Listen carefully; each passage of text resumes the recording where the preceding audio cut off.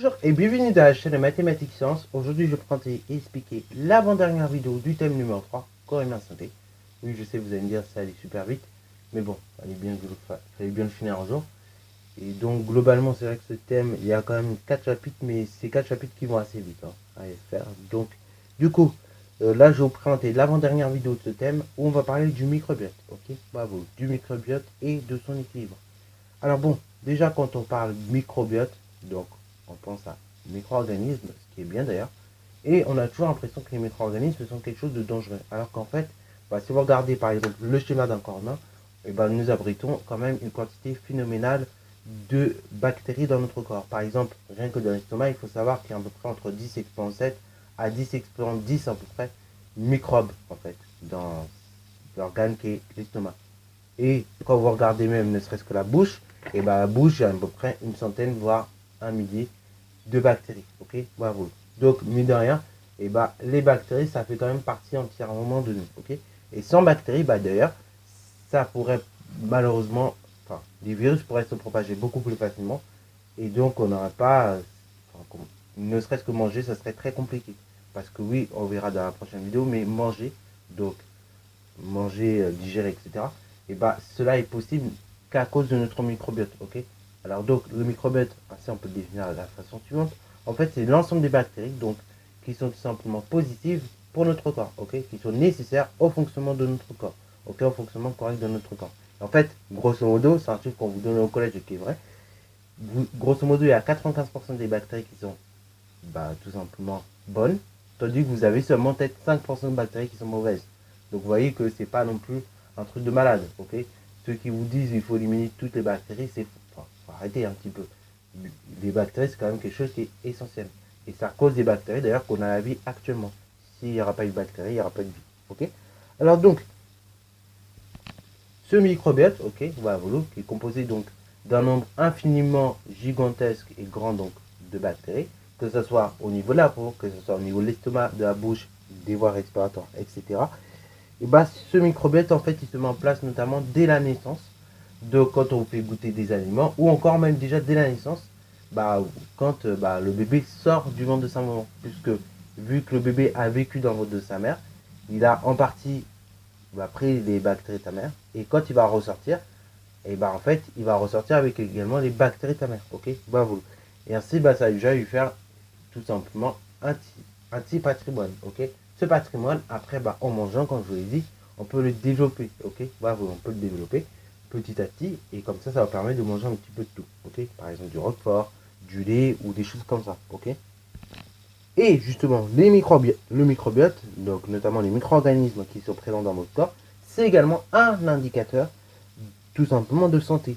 En effet, donc le microbiote intestinal, donc le microbiote de notre intestin, qui est également extrêmement grand, ok, on a, je crois, à peu près donc 10 exponent 10 bactéries dans ce milieu-là, et le microbiote intestinal, lui, va évoluer en fonction du temps, ok, en fonction de différents facteurs, comme l'alimentation ou encore les traitements antibiotiques. Parce que oui, on ne l'a pas dit, mais on peut détruire les bactéries, notamment en prenant des antibiotiques, ok. Donc, il faut faire attention, extrêmement attention, parce que oui, les antibiotiques, le but c'est de détruire des bactéries, ok. Anti, contre, et bio, tout simplement vie, ok. C'est contre la vie, quoi, le principe. Donc les antibiotiques, c'est pour vous détruire les bactéries. Donc il faut faire super gaffe quand vous le prenez. Il faut déjà que votre médecin soit d'accord. Il faut respecter exactement la durée du traitement, ok. Si on vous dit antibiotiques durant 10 jours, vous ne faites pas antibiotiques durant 5 jours. Et après, donc les 5 jours qui restent, vous ne faites pas d'antibiotiques et sous prétexte que vous allez bien. Non, parce que si ça se trouve, il reste un peu de bactéries. Et ces bactéries, après, vu qu'il reste un petit peu, peuvent se remultiplier. Et ainsi, vous pouvez avoir des bactéries encore plus grandes. Et en général, quand on fabrique un antibiotique pour une maladie, il n'y a pas, je veux dire, malheureusement, si la maladie devient plus forte, il n'y a pas d'antibiotique au-dessus, ok. C'est pas comme, par exemple, pour la tension, si vous avez des tensions élevées, vous commencez peut-être par propranolol, ok, des petits médicaments tranquilles, et après, vous pouvez avoir des médicaments comme propranolol, hein. Bref, en tout cas, vous pouvez en avoir pas comme Cortensil ou autre. Donc, vous pouvez avoir pas d'autres médicaments qui, au contraire, sont un petit peu plus poussés et qui vous aideront à avoir une meilleure tension. Alors, et parce qu'aussi, de toute façon, au niveau des antibiotiques, il faut être réaliste. C'est pas quand même quelque chose qui rapporte beaucoup. Ça rapporte pas beaucoup. Et donc pour ça, bah malheureusement, et ça je crois que j'ai déjà raconté au collège, au, au cas où bah, si on avait une très grosse maladie, malheureusement aujourd'hui nous ne pourrons pas en guérir. Pour une simple bonne raison, c'est que les Chinois ont utilisé on va dire la potion magique pour des vaches ou des choses comme ça. Ok, voilà. Enfin, pas pour des vaches, pardon, pour nourrir les cochons pour qu'ils soient plus massifs. Ok, voilà. Donc, donc un jour, s'il y a une grosse pandémie, malheureusement, on ne pourra pas s'en sortir. Parce qu'encore le coronavirus, mine de rien, ce n'est qu'une infime, ça ne montre qu'une infime partie de ce que pourrait être notre futur en fait. Ok, voilà. Si on n'arrête pas certaines choses. Et donc, justement, au niveau de la composition du microbiote, si celui-ci est donc déséquilibré, et ou au contraire qu'il est en diminution, ok, de sa diversité, cela peut engendrer des effets très négatifs sur la santé, notamment comme des intolérances à certains aliments, ou encore comme tout simplement le fait que votre organisme va avoir plus en plus de mal à digérer, qu'il aura plus en plus de mal à effectuer certains processus simples, comme par exemple uriner, ok, voilà, bref, en tout cas, ça a des effets extrêmement négatifs quand on a une diversité assez réduite de micro-organismes.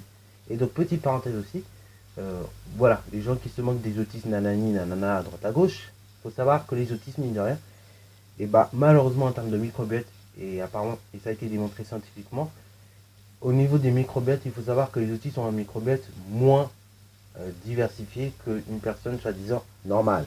Ok, voilà, c'est-à-dire que quand on dit quelqu'un est autiste, dites-vous que voilà, il est autiste aussi dans ce sens-là, c'est-à-dire qu'il n'y a pas un microbiote extrêmement enrichi. Ok, c'est pour ça qu'il faut essayer de manger un peu de tout, comme ça en même temps vous habituez un petit peu votre microbiote un peu à tout. Ok, bravo.